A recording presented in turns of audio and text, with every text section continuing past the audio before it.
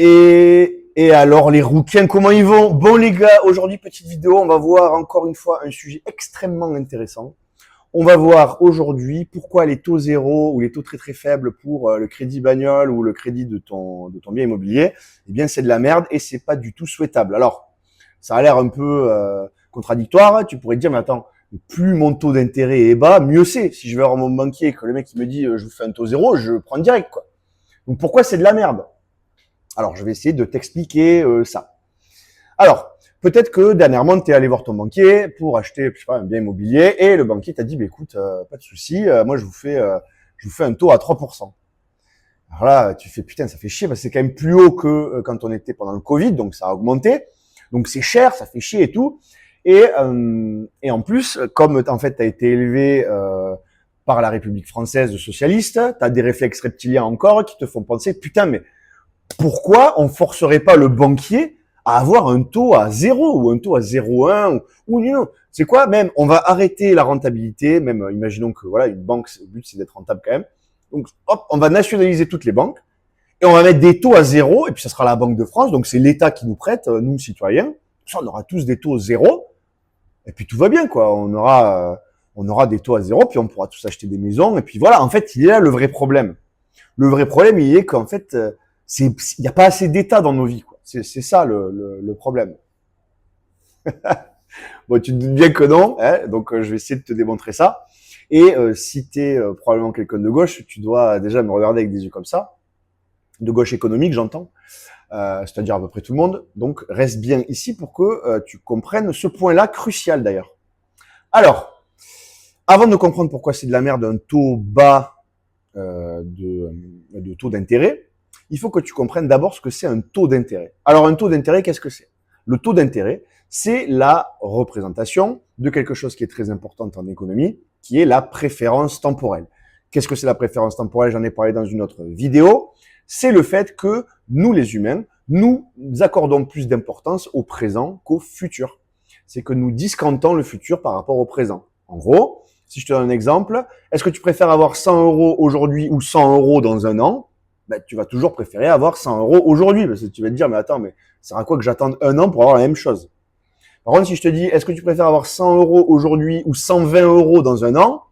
Là, ton cerveau, il va commencer à se dire, attends, mais si j'attends un an, je vais me faire 20 balles. Donc, indépendamment de si pour toi c'est bien ou pas, tu vas mettre un prix au temps. Tu vas te dire, mais qu'est-ce que je gagne si jamais j'attends pour avoir ça? D'accord? Donc, ici, en l'occurrence, un taux d'intérêt, ça serait 20%, mais 20% annuel, mais tu vois bien que le taux d'intérêt, c'est le fait que nous mettons un prix au temps puisque nous préférons le présent au futur. Alors, comment un taux d'intérêt est construit dans un système libéral capitaliste? Ce qui n'est pas le cas aujourd'hui et nous allons y revenir. Un taux d'intérêt, qu'est-ce que c'est? C'est la rencontre entre deux choses, un stock d'épargne et un besoin de crédit. Alors, le stock d'épargne, il vient d'où? Le stock d'épargne, il vient d'une rétention de consommation des consommateurs. Donc, les consommateurs, c'est les gens qui travaillent, d'accord? Donc, en gros, bah, tu vas bosser et puis, tu vois, tu as la dernière PlayStation et tu vas te dire, bah, tu sais quoi, je vais pas l'acheter. Donc, au lieu de dépenser 600 balles, ou ça, je sais pas combien elle coûte, 600-700 balles dans la PlayStation, la dernière PlayStation, eh ben, j'ai décidé de pas l'acheter. Tu viens de retenir de la consommation. Tu aurais pu l'acheter, mais tu ne l'as pas fait. Retenu de la consommation. Et en face de ça, il y a un besoin de financement. Alors, qui sont-ils? Ben, c'est par exemple les entrepreneurs. Je sais pas, un mec qui a une super idée, il veut ouvrir une pizzeria, un Testi Crousti en bas de chez toi. Il veut ouvrir un Testi Crousti en bas de chez toi. Et il a une super idée parce qu'en fait, c'est du riz mélangé avec du poulet et une sauce industrielle. Donc, l'idée incroyable, quoi, un vrai start-upper. Et donc, ben, il n'a pas les sous, mais il a une bonne idée. Donc, il a un besoin de financement. Donc, ça, c'est un besoin de financement, c'est un entrepreneur. Et après, tu as aussi un besoin de financement pour les consommateurs qui sont un peu trop pressés. Par exemple, quelqu'un qui veut acheter une voiture, mais il n'a pas le cash pour acheter la voiture. Au lieu d'attendre 10 ans d'accumuler le cash pour acheter la bagnole, il va préférer avoir un crédit, payer un taux d'intérêt et avoir la voiture aujourd'hui. Il va plus valoriser le fait d'avoir la voiture aujourd'hui que la douleur du taux d'intérêt. D'accord? Donc, c'est ça les besoins en financement. Donc, en face, pour qu'il y ait de l'argent à prêter, il faut qu'il y ait des gens qui décident de ne pas le consommer, cet argent, de ne pas l'utiliser et le dépenser. Donc, il faut un stock d'épargne et un besoin, un stock de demande de crédit. Et le taux d'intérêt, qu'est-ce que c'est? C'est la rencontre entre les deux. Plus le taux d'intérêt est élevé, plus la demande de crédit, enfin, plus le taux d'intérêt augmente, plus la demande de crédit augmente par rapport au stock d'épargne. Et oui, s'il y a de plus en plus de mecs qui ont besoin d'avoir de crédit, mais que le stock d'épargne ne monte pas, eh ben, ils vont tous surenchérir. Non, mais moi, j'ai besoin de cet argent et je l'emprunte à 3%. Non, mais moi, à 4, moi, à 5, moi, à 6. Donc, le taux d'intérêt monte. Et puis, celui qui est prêt à prêter cet argent, ben, il attend, c'est un peu les enchères, quoi. Il y regarde se bousculer et il va prêter, ben, évidemment, au plus offrant. Donc, quand les taux d'intérêt augmentent, ça veut dire que la demande de crédit augmente par rapport au stock disponible d'épargne. Et l'inverse est vrai aussi. Quand le taux d'intérêt baisse, ça veut dire qu'il y a de plus en plus d'épargne par rapport à une demande de crédit. Alors, une société prospère, vers quoi il faut qu'on tende nos sociétés, il faut qu'on tende vers des taux d'intérêt bas, d'accord? Des taux d'intérêt bas avec un gros stock d'épargne. Pourquoi? Mais parce que c'est les sociétés les plus prospères. Qu'est-ce que ça veut dire quand tu as un gros stock d'épargne? Ça veut dire qu'il y a plein de gens qui ont retenu leur consommation, ils ont décidé de pas consommer. Ça veut dire ils sont tous blindés et ils sont prêts à le dépenser, mais ils le dépensent pas parce qu'il y a rien qui les satisfait. Donc ça veut dire qu'en face, il y a des entrepreneurs qui disent putain, mais regarde-moi tout ce stock d'épargne là disponible. Il faut absolument que je fasse des biens et des services pour ces gens-là pour qu'ils le dépensent. Parce que ils ont un énorme stock disponible. Et en plus, l'avantage, c'est que comme il y a un gros stock d'épargne, les taux d'intérêt sont très bas, donc l'entrepreneur qui a une bonne idée et tout, il se dit, putain, mais en plus, c'est pas cher d'emprunter pour satisfaire leurs besoins. Donc, il faut absolument, je veux dire, on est dans le meilleur des scénarios. Mes consommateurs potentiels sont blindés de pognon et en plus, c'est pas cher d'emprunter. Donc, il faut que nos sociétés tendent vers un système où nous avons énormément d'épargne et des taux d'intérêt bas. Les deux sont de toute façon liés. Quand il y a beaucoup d'épargne disponible, les taux d'intérêt sont très bas. Alors, tu vois ici, ça vient en contradiction avec ce que je viens de te dire au début de la vidéo. J'ai dit au début de la vidéo que c'était de la merde les taux d'intérêt bas, alors que là, je suis en train de dire que c'est vers quoi il faut qu'on tende. Oui, mais la nuance, elle est là. Ce que je viens de te décrire là, c'est les mécanismes de marché libre, le fameux capitalisme, le libéralisme avec des grandes cornes rouges et des yeux de Satan. Le système dans lequel on vit aujourd'hui, c'est pas du tout comme ça que ça fonctionne. Et on va arriver sur la deuxième partie de la vidéo. Donc, le système dans lequel on vit, on a des taux d'intérêt bas, mais c'est pas du tout souhaitable. Pourquoi? Parce que les taux bas ici ne sont pas un fait de marché. Alors, les mecs de gauche vont me dire ouais, alors ça fait quoi? Quelle est la différence? Je vais t'expliquer, Jean-Célestin, t'inquiète pas. Donc, quand les taux d'intérêt, comment ça fonctionne un taux d'intérêt dans le monde actuel? Alors, il y a des mecs qui sont très bien payés dans les banques centrales, qui s'appellent des économistes. Ils viennent, donc ils se rasent le matin, tu vois, ils vont dans les bureaux de la banque centrale, ils se font un petit café. Ils boivent leur café, ils se mouillent le doigt et ils disent putain là on va baisser les taux là il faut baisser les taux ou là on va monter les taux ou bref ils se font des invocations chamaniques et ils décident quels vont être les taux d'intérêt. D'accord? Donc c'est vraiment du doigt mouillé, hein, c'est du doigt mouillé. Ils disent bon ben là en fonction de ce qu'on arrive à sortir d'informations du marché, il faut que le taux soit ça. Donc déjà, je te laisse rien que conceptualiser ça. C'est-à-dire qu'il y a des mecs qui se réveillent le matin, ils se font des cafés et ils pensent qu'ils ont la puissance intellectuelle et les données suffisantes pour pouvoir mettre un prix au temps. Alors, c'est sûr que ces mecs-là, ils n'ont pas de problème d'estime de soi, quoi. C'est-à-dire les thérapies, ils en ont rien à foutre. Eux, ils s'aiment comme pas possible parce que faut quand même avoir un melon gigantesque pour avoir la prétention de savoir quel est le prix du temps, quand même.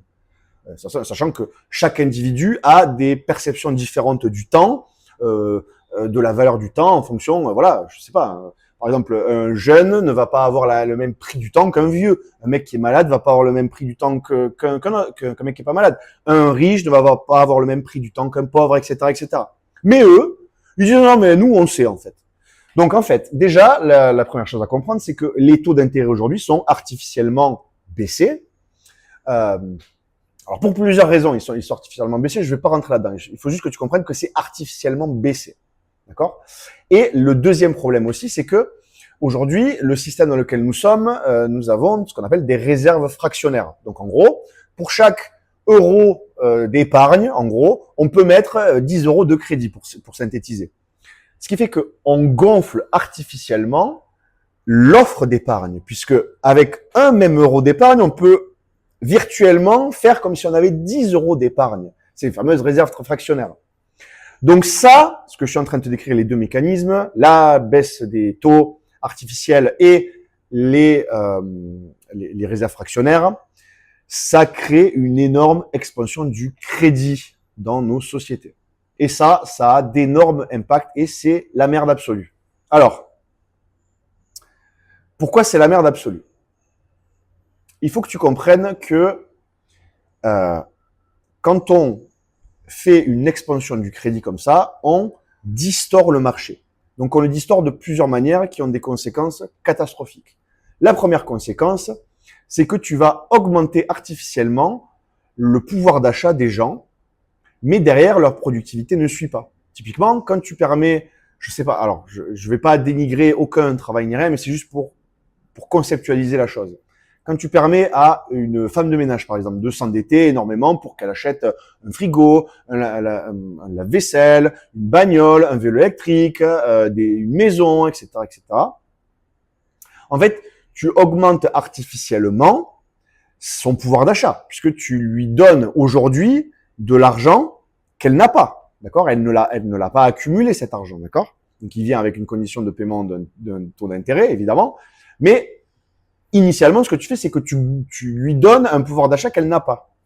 Donc après, cette femme de ménage, ou peu importe, même quelqu'un de la classe moyenne, ou peu importe d'ailleurs, tout le monde, eh ben, ils vont se mettre à acheter des trucs avec. Donc, ils vont acheter des vélos électriques, elle va acheter un frigo, il y a des mecs qui vont acheter des maisons avec, etc.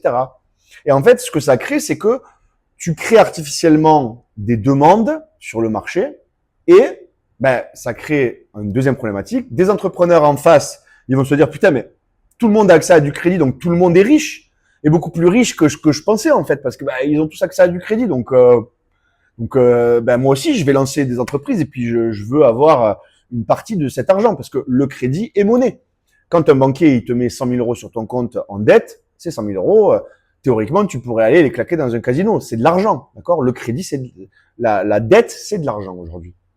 Donc ça crée une première problématique, c'est que des entreprises se mettent à se dire, putain, mais en fait, la femme de ménage, je pensais pas qu'elle pouvait acheter un vélo électrique, mais en fait, si, parce qu'elle a accès au crédit, donc, je vais me mettre à construire des vélos électriques. Et puis, je vais me mettre à faire des frigos, etc., etc. Donc, les entreprises commencent à investir. Puis, en plus, les entreprises, elles sont là, elles disent, attends, les taux d'intérêt sont pas chers. Ça coûte pas cher d'emprunter. Donc, je vais emprunter. Et puis voilà, quoi. Et puis, je vais créer des choses. Et puis, de toute façon, en face, les gens, ils ont de l'argent, donc ils vont me l'acheter. Donc là, on est en train de créer ce qu'on appelle des mal-investissements. On est en train de permettre à des entreprises de se créer, alors que leurs clients, en réalité, n'ont pas l'argent pour acheter. On leur a juste prêté cet argent pour qu'ils puissent acheter les produits qu'ils veulent faire.